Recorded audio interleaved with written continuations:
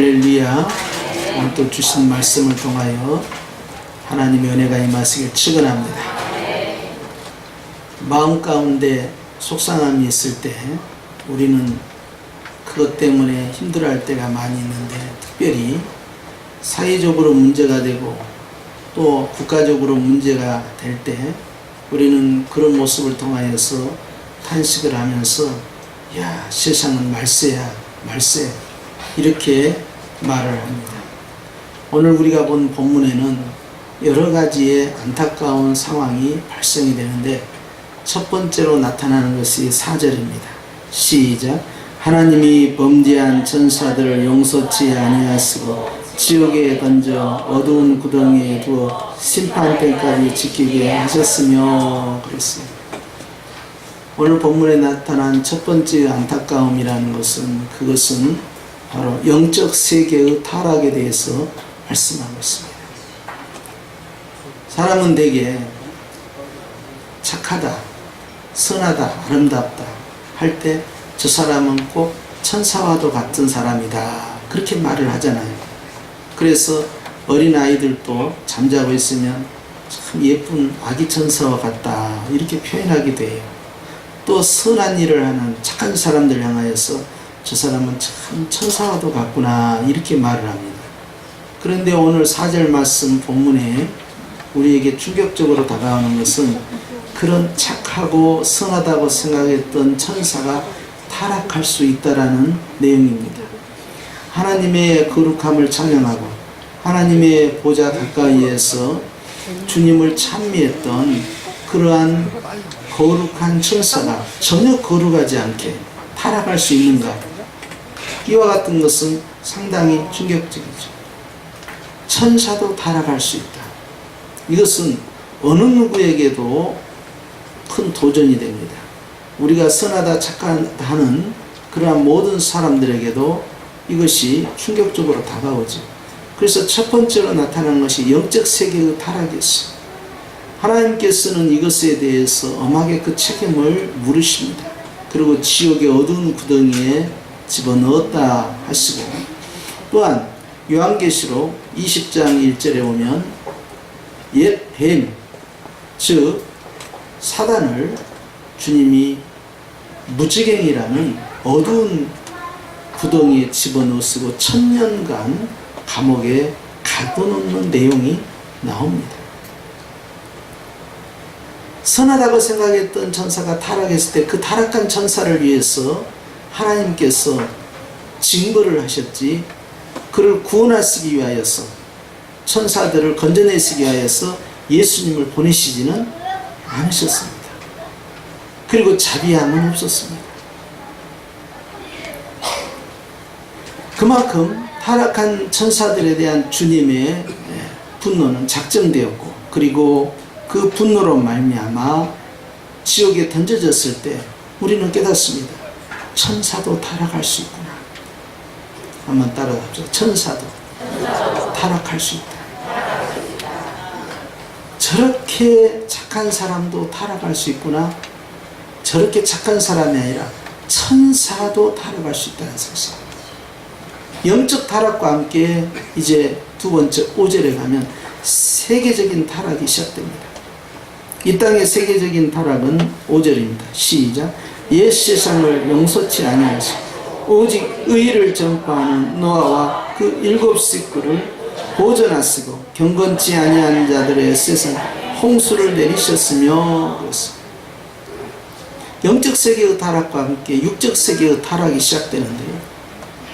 창세기 6장 이후에 나타나는 노아의 홍수 사건은 전면적인 홍수 사건이면서 그것은 전 세계적인 타락을 전제로 합니다.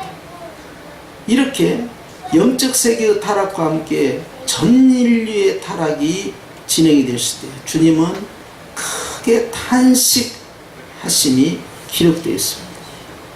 주님의 탄식은 곧바로 노아에게 지시를 내리게 되고, 노아와 그 나머지 식구까지 해서 총 8명으로 하여금 구원을 받는 기회를 제공합니다.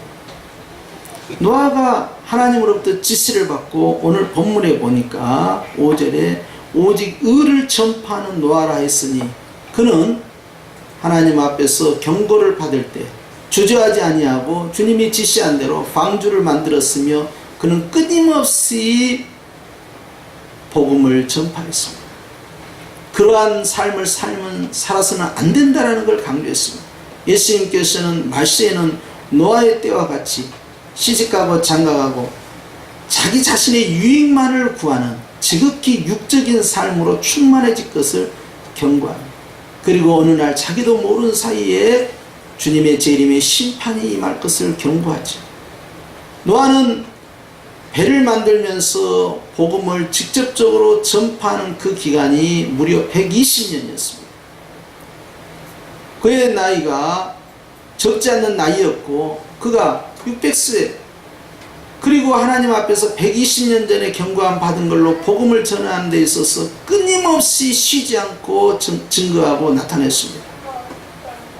그런데 노아의 조상 가운데 가장 오래 살았던 무두셀라가 969년을 통해서 그의 생명이 다하는 해가 노아의 나이 600살이었고 그때 노아의 홍수가 진행이 됩니다. 그렇게 함으로써 믿음의 열조들은 다 소천한 상태에서 전 인류를 향한 하나님의 물심판이 시작이 됩니다. 영계의 타락과 함께 이제는 이 땅의 타락이 세계적으로 자행됐을 때 하나님께서 내리시는 홍수의 심판은 오직 노아의 가족만이 생명을 보존하는 상황까지 들어가게 됩니다. 이런 세계적인 심판과 함께 이제는 도시 문명국가의 타락으로 인하여 하나님의 심판이 나타나는데 그것은 6절에 있는 내용입니다. 합독합니다. 시작. 소돔과 고모라 성을 멸망하기로 정하여 죄가 되게 하사 후세에 경건치 아니할 자들에게 본을 삼으셨다 라고 되어 있습니다. 아브라함의 조카 롯은 아브라함과 헤어지면서 자기의 비즈니스를 선택하게 됩니다. 목축업했던 그의 선택은 탁월한 선택이었습니다. 물이 넉넉하고 그리고 초목이 무성한 곳을 선택했습니다. 그런데 그가 선택한 그 끝자락에는 기다리고 있었던 것이 도시 문명국가였습니다. 바로 소돔과 고모라였습니다.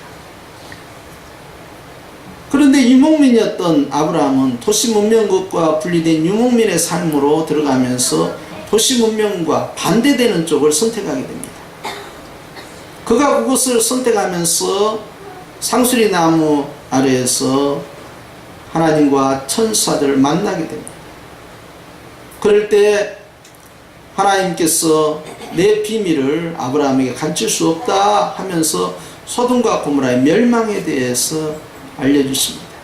아브라함은 마음이 급해졌습니다. 하나님께 여쭙습니다.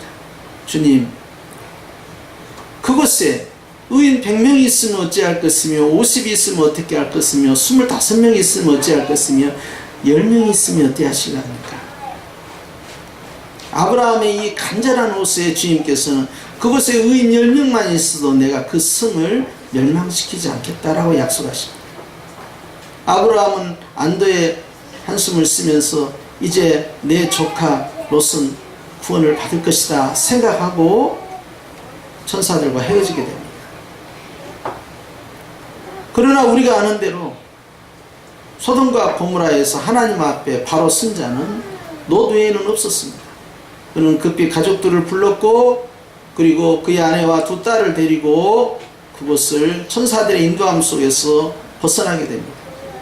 그러나 그의 아내는 뒤를 돌아보지 말라는 지시를 거부하고 뒤를 돌아보다가 소금기둥이 되어서 소멸되고 이제 두 딸과 함께 롯은 자기가 가지고 있었던 모든 것들이 압축된 그 비즈니스의 사업의 현장을 떠나야 되고 주거지를 떠나야만 했고 산으로 올라갑니다. 멀리서 멸망하는 도시를 바라보면서 그는 슬픈 마음을 갖습니다. 소돔과 고모라는 대표적인 문명국가이지만 오늘날에 있어서도 그 흔적을 찾을 수가 없어서 죄가 되었다라고 본문에 기록되어 있는데 사해바다 근처 어디가 아니겠느냐라고 추정만 하고 있을 뿐입니다. 영적 세계의 타락과 온 인류의 타락 그리고 도시 문명 국가의 범죄함의 타락에 대한 주님의 심판이 진행될 때 주님께서 이 말씀 가운데 특별히 강조하는 단어가 있습니다. 그것은 5절에 경건치 아니한 자, 6절에 경건치 아니할 자들에게 본을 보이셨다라고 함으로써 하나님과의 믿음의 관계가 바로 형성되지 않는 자들은 반드시 윤리적이고 도덕적인 타락이 수반된다는 것을 알려주십니다. 그러나 하나님과의 관계가 잘 돼 있는 자는 주님 앞에서 그의 삶이 변화되고 새로워진다는 걸 알려주심으로 경건한 삶을 살게 되는 것입니다. 왜 그런가 하니 성령께서는 성결의 영이기 때문입니다. 2장 전체에 있어서 2장 1절부터 시작되는 주님의 메시지는 바로 거짓 선지자와 거짓 교사, 거짓 진리를 증거하는 자들은 하나님과의 관계를 단절시킬 뿐만 아니라 결국 이 비진리를 통하여 경건치 아니하는 자의 삶, 즉 타락한 악한 삶을 사는 것인데 그것은 탐심이다라고 말씀합니다. 탐심, 이 욕심이라는 것은 죄를 낳게 되고 죄가 장성하여 사망을 이루는 것입니다. 인간의 욕망은 끊임없이 나타나서 하나님과 관계가 깨진 사람들은 반드시 범죄하고 타락할 수밖에 없다는 것입니다. 이렇게 해서 영적 세계와 전 인류의 범죄 그리고 한 도시문명 국가의 심판을 통하여서 오늘 주님께서는 이 7절과 8절에 이렇게 말씀합니다. 시작. 무법한 자의 음란한 행실을 인하여 고통하는 어떤 놋입니까? 의로운 놋을 건지셨으니 이의 구원이라고 합니다. 8절 시작. 이 의인이 저희 중에 거하여 날마다 저 불법한 행실을 보고 들으므로 그 의로운 심령을 상하니라. 동성연애에 완전히 찌들어 있었던 소돔과 고모라는 멸망하기에 그 죄가 충만해져서 이젠 더 이상 심판을 미룰 수 없다 하는 것이 바로 우리의 생각입니다. 그럼에도 불구하고 하나님의 자비하심은 그 가운데에서 10명의 의인이 있다면 그 성에 대한 심판을 집행하지 않겠다라는 말씀을 하고 있는 것입니다. 얼마나 많은 자들이 타락했느냐가 아니라 얼마나 귀하고 하나님 앞에 바로 서 있는 의인이 존재하느냐가 더 중요하다는 이야기입니다. 우리가 생각한 대로 바닷물의 염도는 그렇게 높지 않습니다. 그러나 소량의 그 바닷물이 염도가 결국 전체 생물을 부패시키지 않고 여전히 살리는 물로 존재한다는 사실입니다. 그렇기 때문에 소수라는 그룹에 주님은 주목하고 있는 것입니다. 한국 교회사에 있어서 보고된 내용에 의하면 18세기, 19세기에 있어서 기독교가 한국에 들어오면서 각 고을마다 적은 소그룹 집단을 형성하게 됩니다.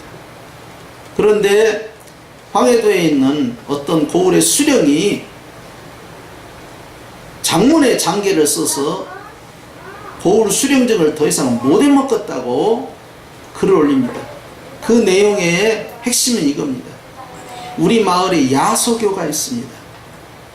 그런데 이 야소교 때문에 도대체 내가 고을의 수령의 직을 수행할 수가 없습니다 라고 했습니다.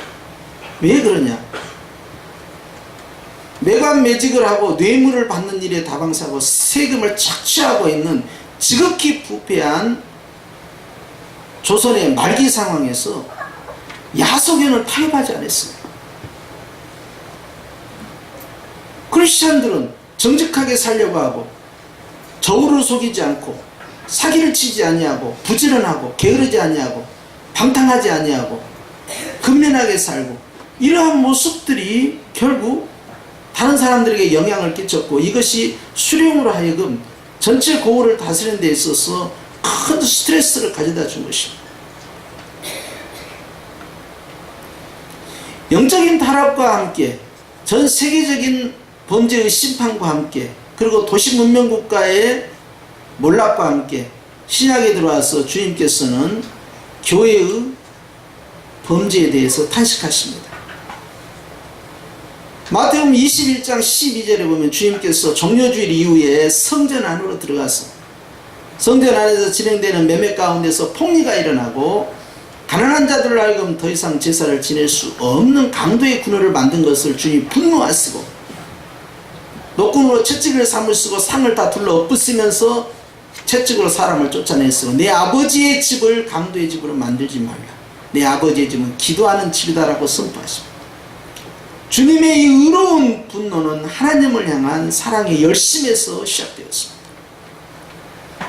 더 이상 복음이라는 이름으로, 제사라는 이름으로, 하나님이라는 이름으로 자신의 이익을 도모하는 장사를 주님은 용납하지 않겠다라는 주의 분노였습니다.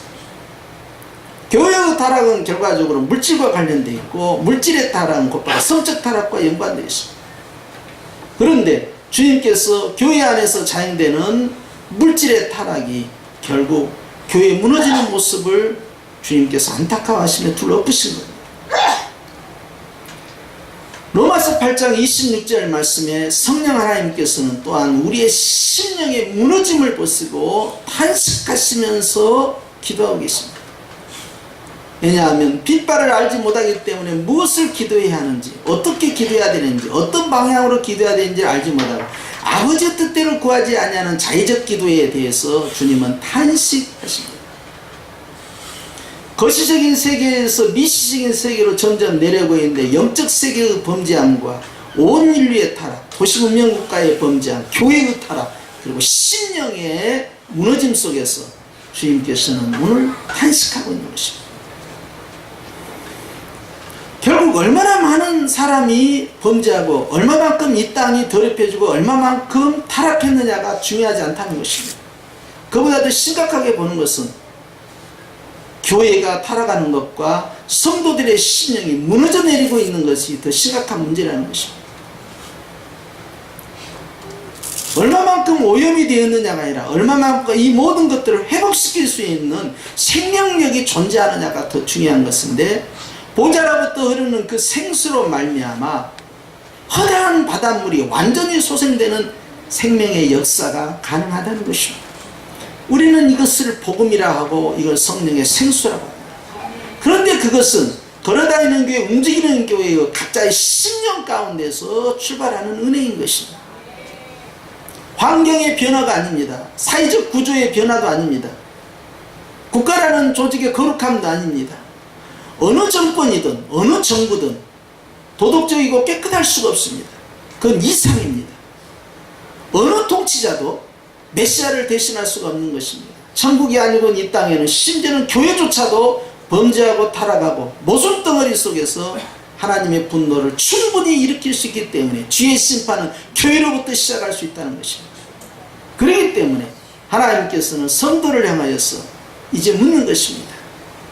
의로운 노릇이 있었다. 날마다 범죄하는 현장에서 타락하는 모습을 보고 들었다. 그리고 그의 심령은 상하여서 하나님 앞에 통곡하며 기도했다. 그리고 그는 구원을 받았습니다. 우리 주님은 이제 더 나아가서 의로운 노릇이 경험하지 못한 예수 그리스도의 생명의 복음을 가진 이 땅의 교회로 하여금, 움직이는 교회로 하여금, 걸어다니는 교회로 하여금 이제 네 안에 세워진 그 복음의 생명력을 어떻게 관리할 것인가. 노릇은 그 심령이 상하여 무너졌다면 우리는 하나님 앞에서 복음으로 내 심령을 세워야 할 것입니다. 인류의 무너짐 가운데 가장 절정을 이루는 것은 요한계시록 12장의 모습입니다. 요한계시록 12장에는 대환란이 시작되면서 교회가 철저히 도시문명으로부터 배제를 당하고 더 이상 666 짐승의 표를 소유하지 못하기 때문에 상거래를 할 수 없는, 그래서 비즈니스 라이센스가 완전히 상실된 고립되는 척박한 곳으로 가야만 했습니다. 그러나 12장 말씀에는 주님께서 독수리의 날개로 옮기는 것처럼 사랑하는 광야 교회를 세우시고 그곳에서 42달 동안 보호를 하시기 시작합니다. 영적 세력인 영은 그 입에서 강물을 토해내면서 광야교회를 떠내려가게끔 홍수를 유발하지만 하나님께서는 땅으로 하여금 입을 벌려서 홍수를 제압을 합니다. 그러면서 철저히 세계의 통치권자인 적그리스도로부터 교회를 보호하기 위한 주님의 보호 조치가 들어갑니다. 주님은 그 교회를 사랑하는 교회라고 말씀합니다. 하나님께서는 거짓 선지자와 적그리스도를 산채로 잡으셔서 지옥불에 집어넣는 것이 요한계시록 19장에 나와 있고 20장에 가서는 사단의 세력이 총동원되어서 하나님의 사랑하는 성을 집중 공격할 때 주님께서 산채로 잡아서 유황불못의 능으로 주님의 백보자 심판을 완결을 하십니다. 결국 요한계시록을 통하여서 해피엔딩으로 끝나는데 궁극적 승리를 주님이 주시면서 성도의 인내는 여기에 있어야 한다라고 말씀합니다. 결국 인내라는 것은 소망이 있기 때문에 가능한 것이고 그 기다림은 바로 믿음이었던 것입니다. 오늘 주님은 의로운 노처럼 이 땅에 살면서 세상이 말세야, 어찌 되려고 이러나, 이렇게 탄식하고 있는 이 땅의 교회와 이 땅의 성도를 향하여 주님은 묻습니다. 가장 먼저 무너지지 않냐고 세워야 할 것은 바로 우리의 심령의 성전이라는 것입니다. 하나님과의 관계가 바로 되면서 하나님께서 원하시는 삶의 아름다운 행실, 이것이 바로 빛나고 깨끗한 세마배의 아름다운 보석의 옷처럼 내 자신을 흠도 티도 점도 없이 가꾸어가는 성결한 삶이 우리에게 요구된다는 것입니다. 복음을 전하는 것도 중요하지만 나의 성결한 삶이 바로 복음을 전하는 또 하나의 중요한 수단이 된다는 사실을 기억해야 합니다. 내가 깨끗하게 살고 바르게 살고 정직하게 사는 이러한 모습들이 바로 복음의 통로를 열어놓고 있다는 사실을 주목해야 합니다. 그러면서 그 상한 심령을 가지고 하나님 앞에 기도하는 자를 주님께서는 결코 놓치지 아니하시고 그를 붙잡아 주시고 건져내신다는 사실도 기억해야 합니다. 오늘 우리는 수많은 것들을 보고 들으며 마음이 상합니다. 들어서는 안 될 것을 듣고 봐서는 안 될 것을 보고 생각해서는 안 될 것을 생각하기도 하고 말해서는 안 될 것들을 말하기도 합니다. 그러나 왕같은 제사장이요 하나님의 구원을 받은 성도들의 삶은 성령께서 탄식하는 삶이 아니라 성령께서 기뻐하는 삶을 가져야 한다는 것입니다. 영적인 범죄함과 온 인류의 범죄함과 그리고 도시문명국가의 타락에도 불구하고 주님은 교회를 향하여서 여전히 말씀합니다. 이 땅의 소망이 되어야 할 예수 그리스도를 품고 있는 교회, 바로 너희가 세상의 빛이 되어야 한다. 네가 그 빛을 향하여 나아가는 자가 아니라 네가 그런 빛 같은 맑고 밝은 환경을 쫓아 추구하면서 외국을 향해 나가고 피지를 향해 나가고 뉴질랜드를 향해 나가고 호주를 향해 나가는 것이 아니라 바로 네가 살고 있는 그 삶의 현장을 네가 빛으로 만들어야 한다. 하나님께서 너를 거기에 두신 이유는 그 환경을 통하여 보고 들은 걸로 인해 심령이 무너져 상하여서 고립된 것이 아니라 네가 그곳에 여전히 그리스도의 강력한 복음의 향기를 나타내야 한다는 것을 강조하시는 겁니다. 주님은 이 환경 속에서도 내가 어떻게 하고 교회가 어떻게 움직이는지를 보고 있는 것입니다. 수많은 교회들이 무엇을 행하고 있는지는 중요하지 않습니다. 즉 우리 교회가 무엇을 행하냐가 중요합니다. 수많은 성도들이 어떤 삶으로 유행병에 빠져서 다수가 그 길을 가느냐가 중요한 게 아닙니다. 내가 그리스도의 복음 안에서 옳은 길로 좁은 길로 하나님이 원하시는 그 길로 가느냐 하는 것이 더 중요한 것입니다. 사랑하는 시청자 여러분, 내가 다르게 사는 것이 전도의 방법입니다. 내가 다른 사람이 가지 아니한 길, 주님이 원하는 길로 가는 그러한 구별된 나의 삶의 방식이 바로 복음을 전하는 행위가 되는 것입니다. 주님은 나의 삶을 통하여서 지금도 보고 있습니다. 너는 안 믿는 사람과 무엇이 다르냐? 너는 다른 믿는 사람과 너희 교회는 무엇이 다르냐? 성형교회만의 독특한 너희들의 장점이 무엇이냐? 주님, 우리는 큰 교회에 비해서 시설도 낙후되고 주님, 큰 교회에 비해서 인테리어나 교육 시스템도 낙후되어 있습니다. 그러나 우리가 주님 앞에 가지고 있는 한 가지가 있다면 그것은 우리가 주님을 뜨겁게 사랑한다는 것이고 우리가 주의 뜻대로 행하오리다. 하나님 앞에서 내가 서 있어야 할 것이 바로 거기에 있는 것입니다. 오늘 주님께서는 이 땅에 있는 의로운 롯들을 향하여 말씀합니다.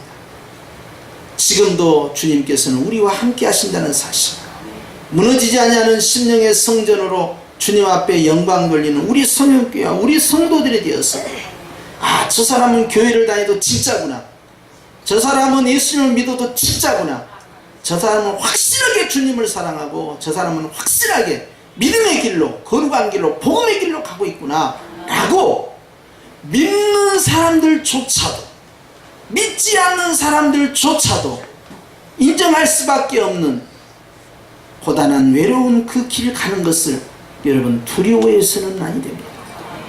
왜냐하면 바로 그곳에 우리 예수님이 함께 하십니다. 우리 교회가 그런 복된 교회가 되어서 하나님 앞에서 착하고 충성된 교회로 먼 훗날 주님 앞에 섰을 때 다 칭찬받기를 주님의 이름으로 축원합니다. 하나님 아버지 감사합니다.